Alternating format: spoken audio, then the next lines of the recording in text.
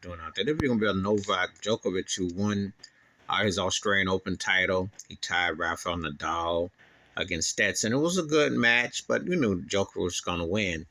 First time he got to play in Australia since they allowed him pandemic rules. He's still banned in America, thank goodness. And I say that because I think he's arrogant and smug. Yeah, he's one of the greatest tennis players ever, but he ain't above following rules and regulations. Just like I didn't give Kyrie Irving no pass for that. I agree with Kyrie, who got railroaded, which is a different subject, but I didn't give him no pass for that, or Aaron Rodgers. You know, if you choose not to partake or not to do something, that's your choice. But to sit there and cry and get smug and arrogant and flaunt and go about it is not a good look. It's not a good look, especially if you've seen things up close and personal, some situations. So you know that you do all kinds of other things. So you're either going to go along with it or you not. But that doesn't make him anything special. He's a great player.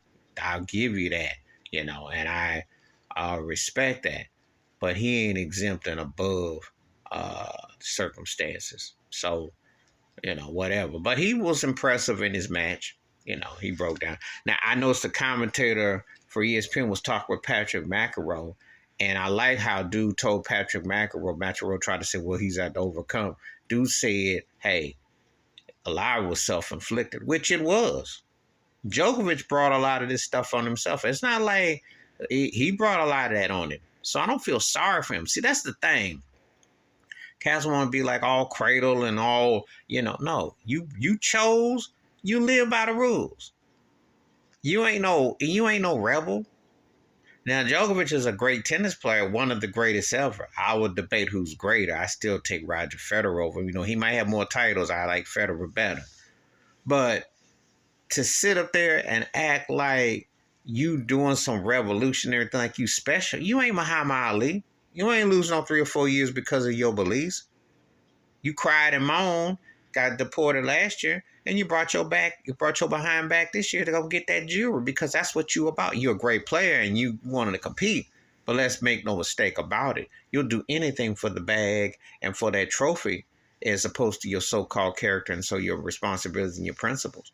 See, because to me, unless you stand for something that you truly believe in and you can walk away from it and be cool with it, Colin Kaepernick still wants to play, but he got more obligations. He's got situations, a big picture.